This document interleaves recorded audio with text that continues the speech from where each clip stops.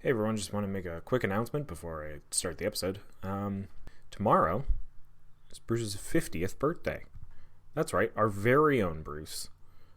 So happy birthday, Bruce. He doesn't know I'm doing this, but yeah, I just wanted to kind of say a little happy birthday and thank you for the past 37 episodes. I'm very excited for the rest of this season and going forward. So, everyone out there, tweeted him at ManaBurned on Twitter. With all your happy birthday wishes, and make sure to tag hashtag Daily Divine Visitation Vespers with your favorite your favorite token producer. Something that would be a fun thing to turn into a 4/4 Flying Angel of Vigilance. Anyway, here's to many more episodes and years, of course, Bruce. Happy birthday.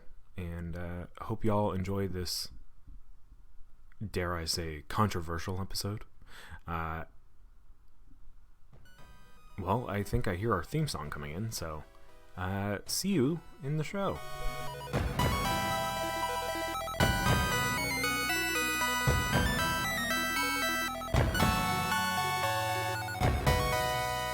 Hello, and welcome to Temple of the False Pod, where our decks are not optimized, but our plays sure as heck are fun.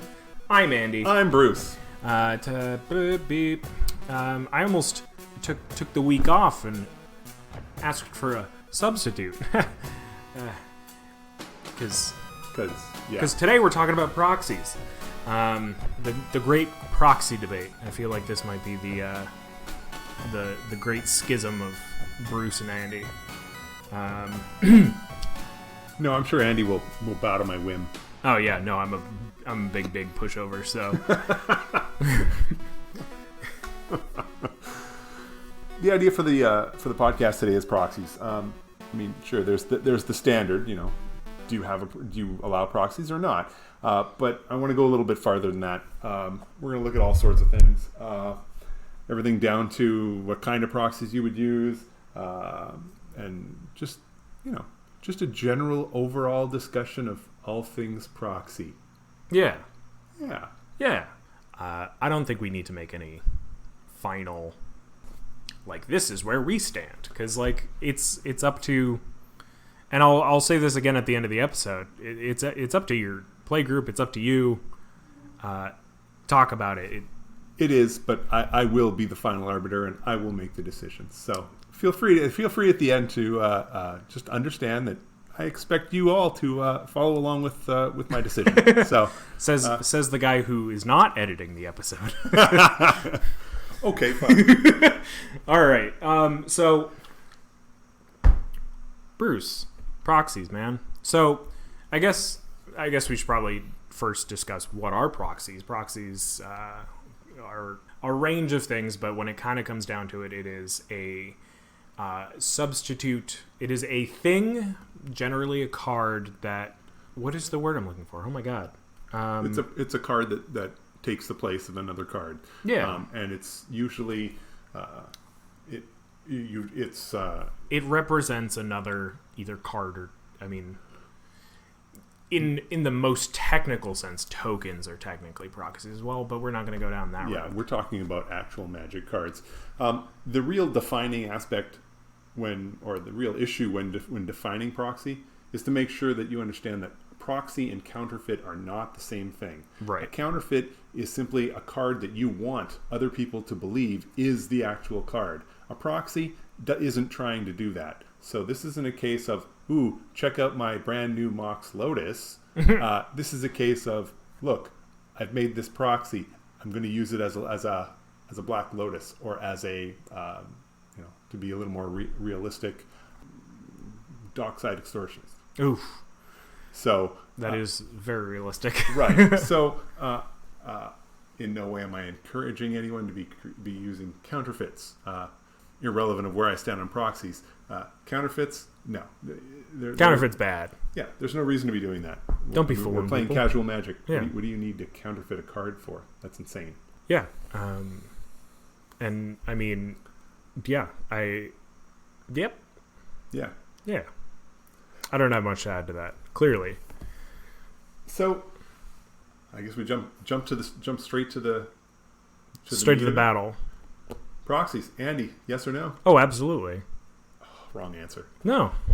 I mean, so I think it comes down to, like, I think as with any discussion in any sort of magic-related discussion, it kind of comes down to situation. Obviously, you're not going to use proxies in a tournament setting because they're literally not tournament legal. Right. But in the casual format that is EDH, I think it's generally fine. It comes down to what you're using it for. So like the thing is like if it's clearly a proxy of, say, Dockside Extortionist, right? It needs to be clear that it is that. I think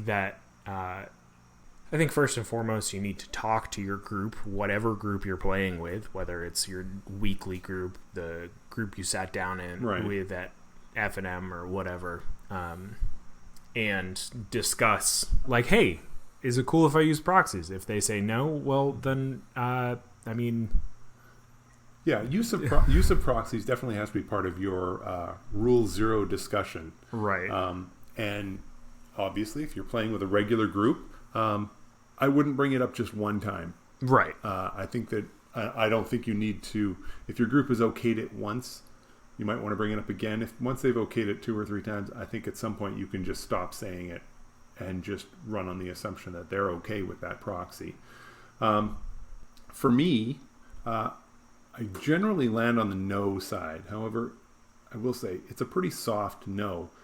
It's mostly, I think the no is mostly for myself over anybody else. Mm-hmm. I'm not comfortable using proxies, at least in part because for the most part, I can afford the card. Mm-hmm. So if I'm using a proxy simply because I'm trying to keep the cost down, for me, that's not a good enough reason. If I want to use a proxy because I haven't had time to get it, that I could see being a more valid reason for me to use a proxy. But even then, I'm playing casual. I don't need to run the deck the next day. I can wait. Right. I can wait and order the card and wait for it to show up. Now, obviously, not everybody is so lucky. So, I mean, I understand why other people would want to use proxies, and even in our own group, I don't bat an eye if somebody wants to use a proxy or if somebody is using a proxy. You know, that's a product of the game. That, like I said, it's more my own personal preference than anything else. Yeah, so. I think that the price point is definitely a solid factor in why I think that people, like, why I'd be okay with people using proxies. But I feel like there is still this hurdle that they have to jump over where it's like, if you're going to proxy one thing, and I mean, there's a whole discussion too with, and maybe we'll talk about this later, but like a whole discussion on how you're obtaining these proxies. If you've got your own printer and you're like really artistic, great. But I think if you're going to like proxy, you know, like say a tropical island or, you know, something that is out of your price range, it's easy to then just be like, well, now I've got all the cards at my disposal. And if you're going to have a full deck of proxies, it's easy to just be like, well, I'm going to put one of every best card in these colors in that deck. And then it kind of takes the spirit out of building the deck. Right. And, you know, given what you said, I can sit here and then say, well, okay, now here's the slippery slope. Where do you stop? Right. But that's just garbage. I mean, right. You stop where your group says you have to stop. If you're proxying one card, I think most groups are probably going to be okay with that. When you're proxying a lot of the cards in your deck, especially the ones that are key to the deck, then suddenly everybody starts to think twice. And starts questioning whether that's okay. I think when it comes down to it, for me at least, like, I don't think that money should be a barrier to entry for the game. Right. And I don't think it should be a barrier for a lot of these more staple type cards. Pitiless Plunderer. Yeah. It's a $15 card right now. It's an uncommon from Ixalan. So it's not old. Right. It's an uncommon. And I think if somebody would want to proxy that, fine, go for it. Granted, there's probably better treasure makers out there for cheaper. Yeah. But I think that the money being a barrier to any card is what kind of forced me into trying to build my decks on more of a budget. I think generally, right, as a more budget player, I'm air quoting here because, I mean, the other thing I face here is like, well, as more of a budget player, I could go find those proxies, or I could find a suitable replacement. We have a very low bar when it comes to making powerful decks right, in our meta. So I think it's easy for me as me to end up finding easy replacements for the things I want to do. Right. And honestly, I think the low bar is part of the reason why we don't see a lot of proxies in our group. Yeah. Just, for the most part, if, the card you're looking to proxy is just going to make your deck run better, not make your deck run. Yeah. So if it's just going to make your deck run better, then do without or find something else. Part of the reason that I'm reluctant when it comes to proxies is because with my early play group, nobody ran proxies. Mm-hmm. That was the rule. If you didn't have the card, you didn't have the card. Right. It wasn't even a thought. Like, nobody even considered the idea that you could even Sharpie a land to turn it into something else. And we were playing casually. It was just not something that was done at all. Mm-hmm. And what it did was it kept a lot of people's decks at a lower power level. And this made for fun games, made for games that last longer. I strongly believe that the more powerful your deck is, generally the faster the games go, because your deck does what it's supposed to do better, right, or faster or somehow. There's also this correlation where it's the idea that if you can end games faster, you have a more powerful deck. Whether that's right, true or not is not the discussion. But right. I mean, I get what you're going for. Yeah. But the main thing was, if you couldn't afford the card, you didn't buy the card. It didn't go in the deck, which meant that everyone's decks were generally weaker. Mm-hmm. Now, in that particular group, that worked out really well, just because we were all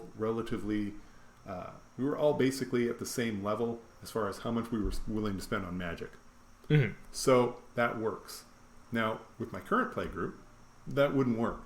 You can't use your willingness or unwillingness to use proxies as a way to cap the power in our group.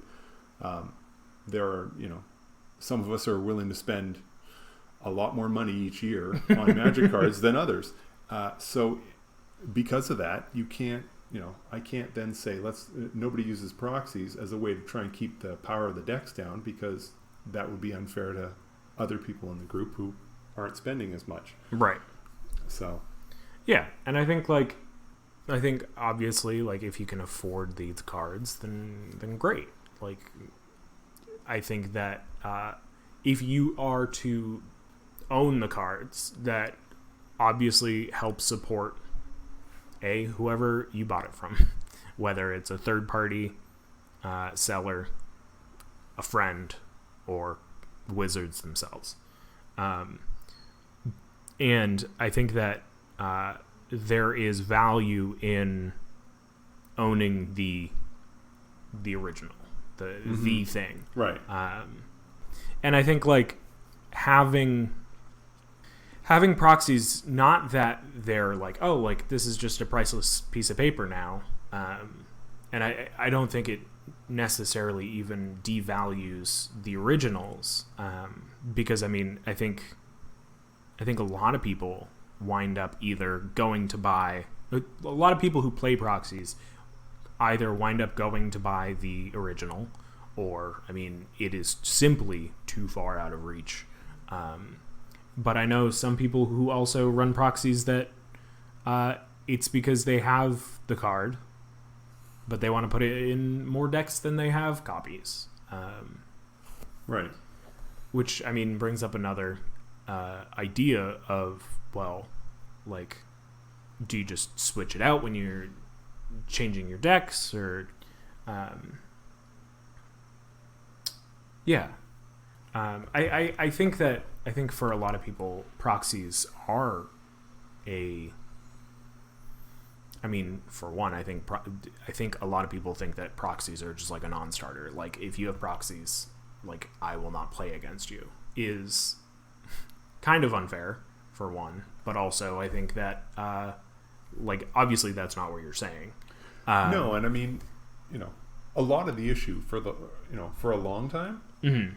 and this is where, I know what my view was earlier and I know where I sit now, but part of the reason it's shifted is because it used to be a case where you could look across the table, see the art, and know what card it was. Mm. And that's not necessarily the case anymore, just because there are so many different pieces of art on virtually every card. Right. So, I mean, even something as ubiquitous as Soul Ring has at least 3 or 4 different pieces of art now. Yeah, and that's not counting the, we've got the Commander Collections editions, we've got the Secret Layers, etc. Right. But once you get to that point, then a proxy of a Soul Ring, mm-hmm. at least, for ability to quickly understand what card it is on the other side, the fact that it's got a different piece of art is a non-starter, because there are plenty of cards that have different art that I don't recognize from across the table. So if you happen to be using a proxy for Soul Ring, well, then what's the harm, at least as far as right, quickly identifying the card. So, and I think that too kind of stumbles into an idea that, like,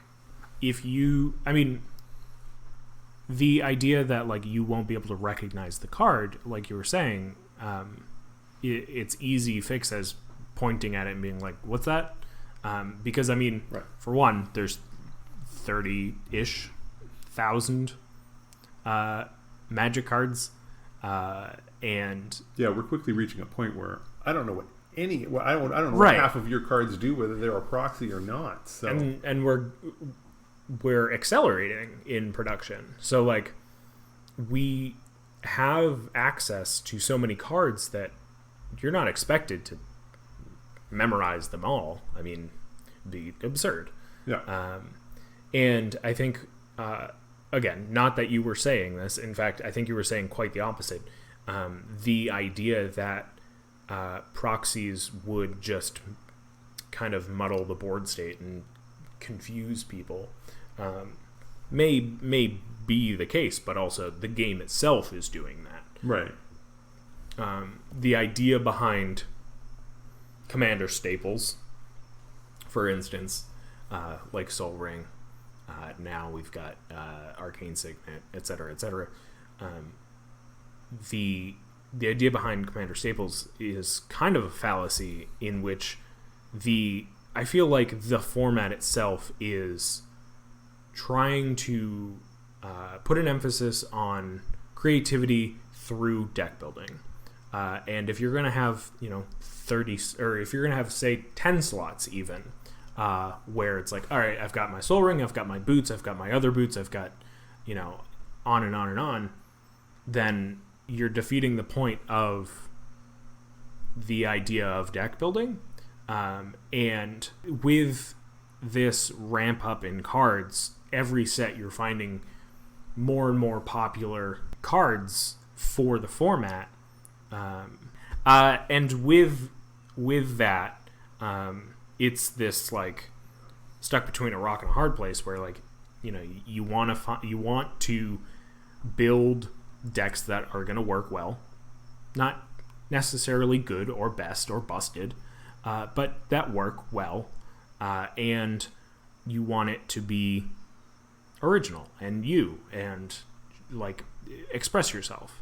And for some people, proxies right. play a big part of that. proxies fit well where they're kind of showing like you don't need to have recognizable cards, or you don't need it to be instantly recognizable. People can ask and should feel free to ask, hey, what is that card? But also they fit the personality of the deck. Yeah. I think with Secret Lairs becoming more and more popular, it is kind of leaning into the idea of bringing personality to your deck, but also like it's kind of like I remember I played my Soul Ring from the Black is Magic Secret Lair drop, and the whole table went, what is that? And I'm like, oh, it's my Soul Ring from the Secret Lair. And they're like, oh, okay. And that's pretty much it. Right. Which, to sort of tie it up, it was from the Secret Lair. No one had seen it. Right. If it had been a proxy, then there's no different response. Right.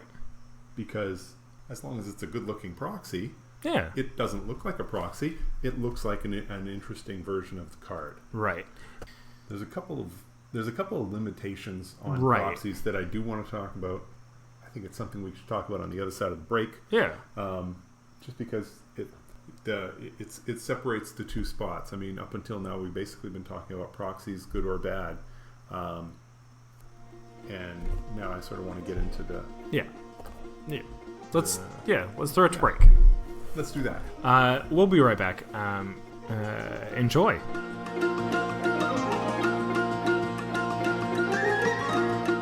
This episode of Temple of Falspod is brought to you by Black Cultivate. Lotus, truly one of the most proxied cards in all of Magic.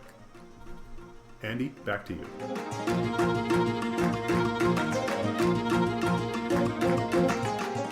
Hey! Thanks, Bruce? Yeah. Let's say it was Bruce. So, one of the things I want to talk about with proxies is how long you're using your proxy. This long. Yeah, this long, he says, holding his hands out where nobody on the podcast can see.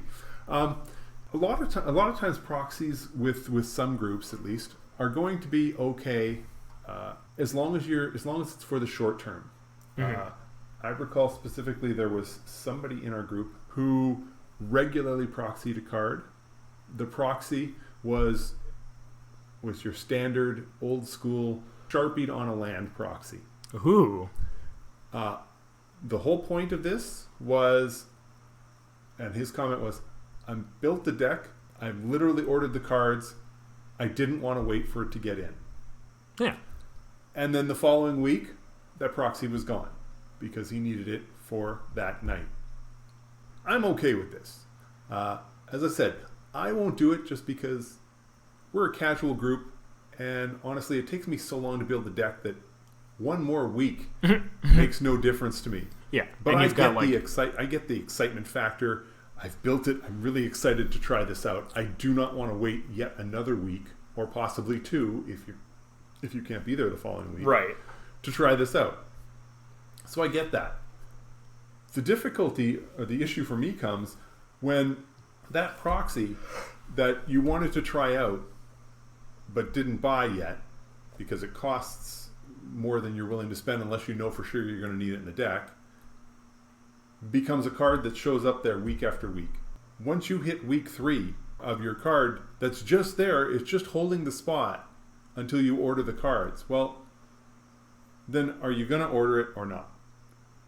Mm-hmm. At that point, I'm not real excited about your proxy. At least not if it's in a Sharpie form. I think that scenario plays out the way it does because it is a proxy made the way it is. Right. I think I would still let it go. Mostly because if they're enjoying it the way they are, I mean, it kind of comes down to, for me, if they're using Dockside Extortionist the way that somebody in a much higher power level game is using it, then that comes down to more of the issue, at least for me, of, well, I don't want to be playing against this deck anyway. Now, in terms of time, again, I'm on the side of, well, like, if they've ordered it and they're waiting, yeah, whatever. I don't care. If they are never planning on buying it, I wish that they would put a little bit more time into their proxy. But it represents a card that is, if they are using fairly, a card that they just like can't or won't afford. Right, and I think you've just sort of smoothly transitioned just into the next idea of how nice is your proxy?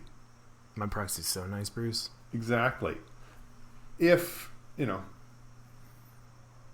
have gone out and made an effort to make the card look good, whether it's, reproduce the card online and then printed it off, or talk to a handful of people who make proxies and who do amazing work. I'm not even going to bother starting to list names. If you want, give it a search. There are tons of people out there that do amazing stuff. You'll see what I mean. Now, those are the kind of proxies, man. I'm going to be hard pressed to reach a point when I say, maybe you should just get out and get the actual card, because those kind of proxies, the ones that they're pieces of art. They are, for all intents and purposes, a Magic card, but they're not. Right. They're a proxy that's so good that you really can't tell much of the difference. Yeah, and a lot of them too are done in such a way that it is clear what card it is trying to represent. Right. And I think that that is a point. If you're trying to make proxies, if you're listening to this and are like, I'm thinking about getting into proxy making, then I think that should be rule number one, is to make it identifiable. And there are so many quality proxy makers out there that, reach out to them. And yeah, just yesterday, on Twitter, I saw a proxy of Smothering Tithe. Had the cost in the corner, the name on the top, but the entire thing looked like a golden ticket. Oh. It had this, I don't think it was really Willy Wonka look, but it definitely had a golden look to it. So it in no way looked like a white card, but it was just absolutely perfect in the way that, these are treasures, and it really tied nicely with the way it was set up, and the card itself is beautiful.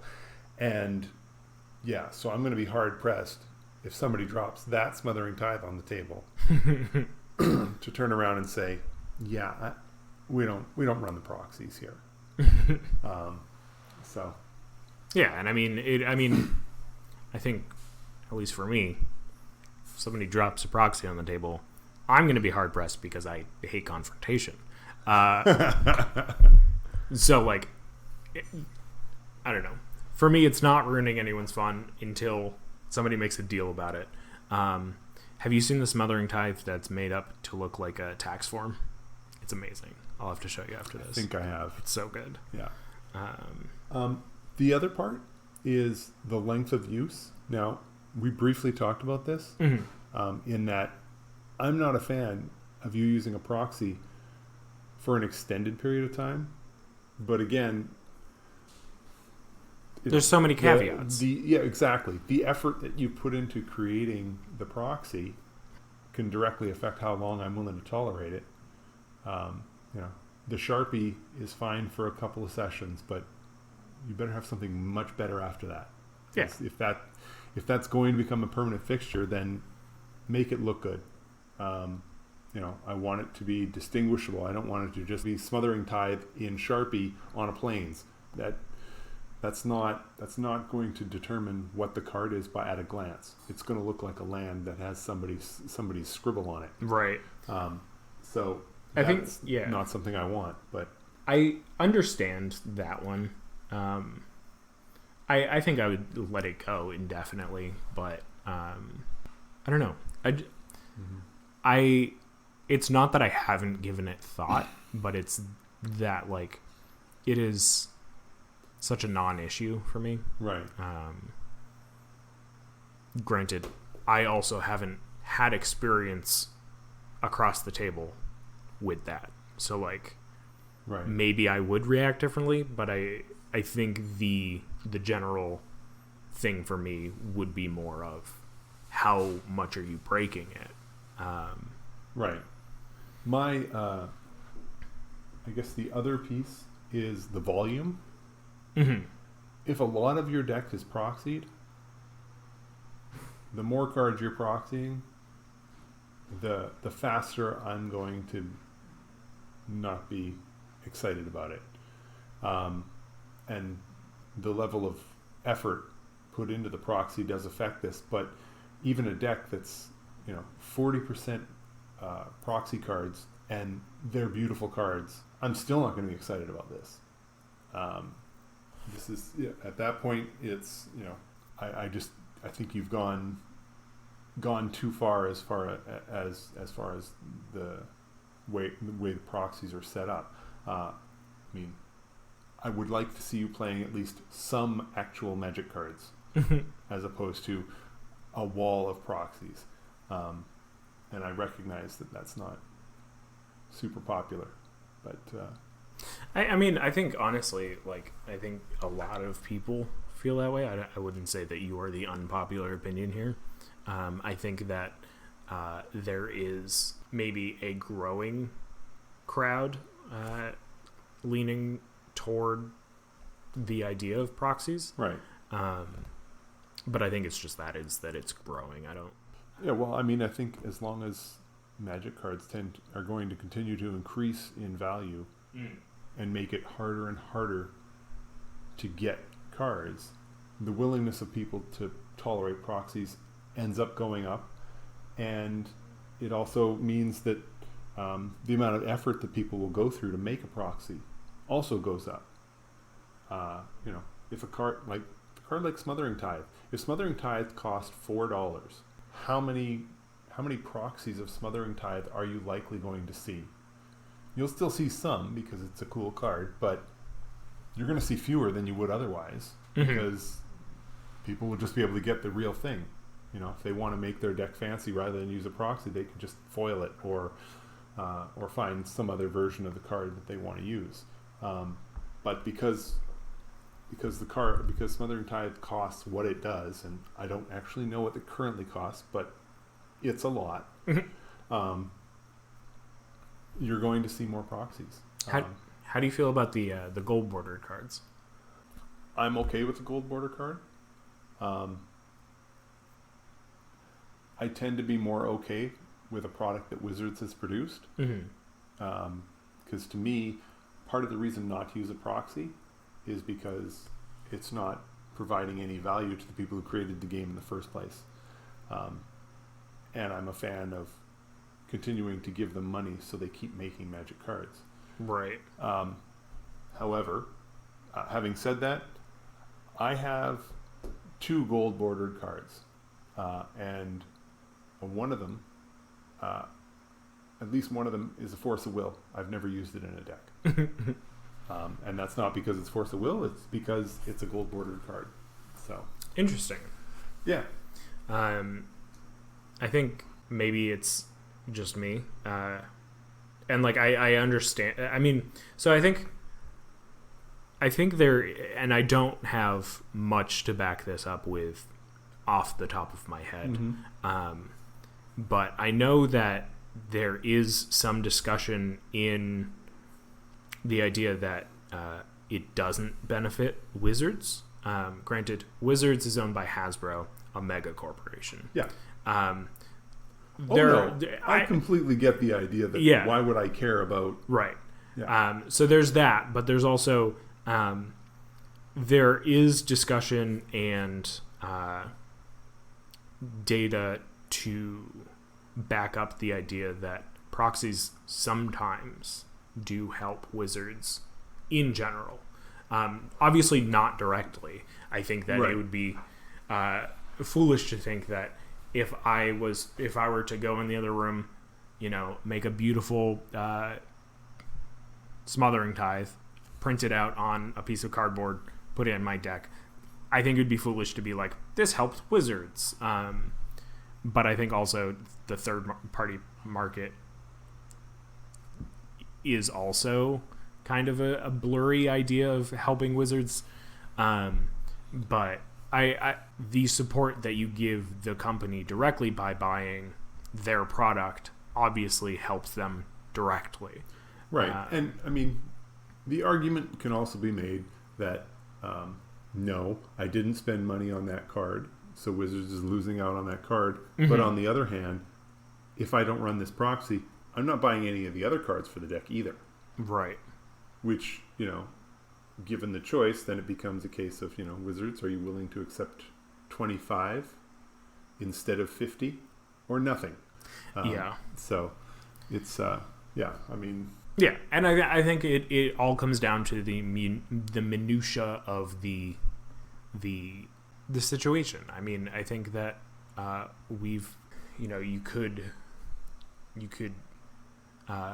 have all of these edge cases where official Wizards product are technically proxies, gold bordered,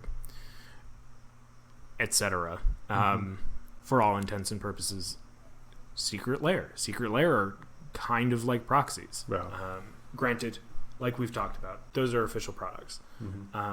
And for me, it's not so much about the direct effect it has on the economics of the game.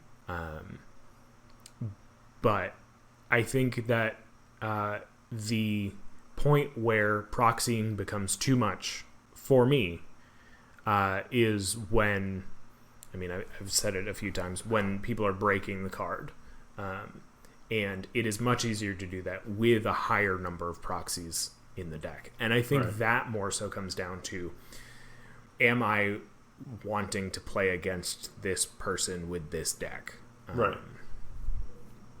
And, you could look at a card like Smothering Tithe, use it in the... Did that come in a precon? No, that was just a regular old card from the set.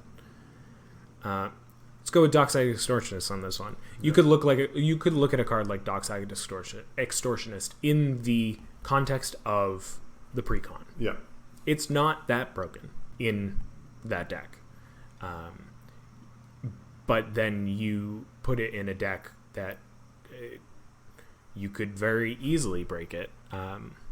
Any Reanimator or Flicker or whatever deck. And so you'd prefer not to see proxies get used in a way that makes the game less fun? Yeah. I don't want to see proxies used in ways that people are already using the card, so I don't want to play against that, even if it was real. Right. Real. Yeah.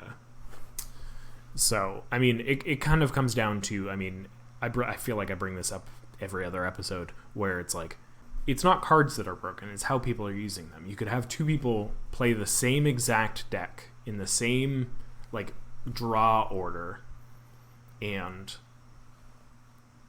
somebody's going, one person could break it entirely and another person could hold back some counters and let other people have more of a communal experience with the same deck. But I feel like I'm getting off topic. I think the idea with proxies, and we started off the podcast by saying proxies, yes or no. It's just not a yes or no answer. Right. Between all the variables that go into it, into making your decision,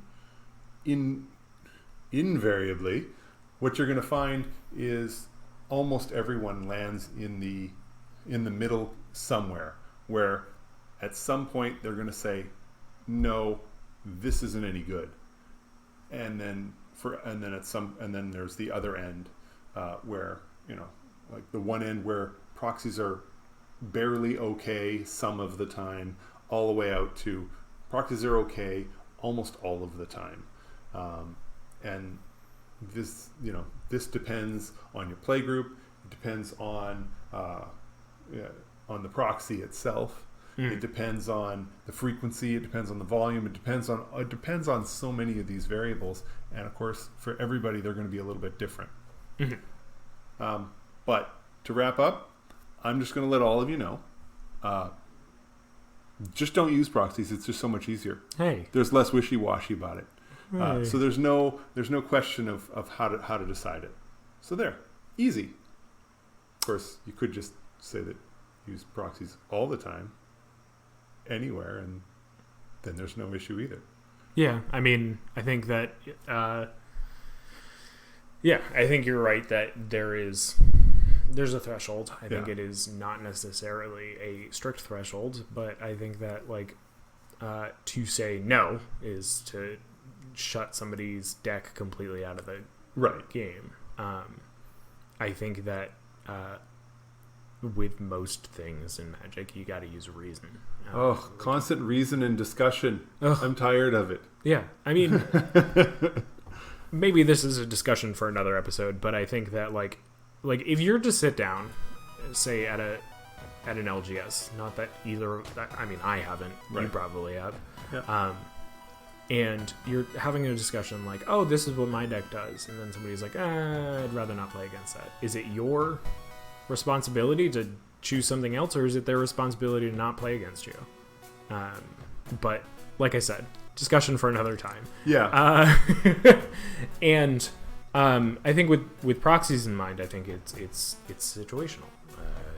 I don't mind, but somebody might. And I don't know. There's no right answer. Right. And so, when you're playing against me, don't play proxies. But it better be okay that I'm allowed to play any of the silver bordered cards. Any silver bordered cards I want. So. Yeah.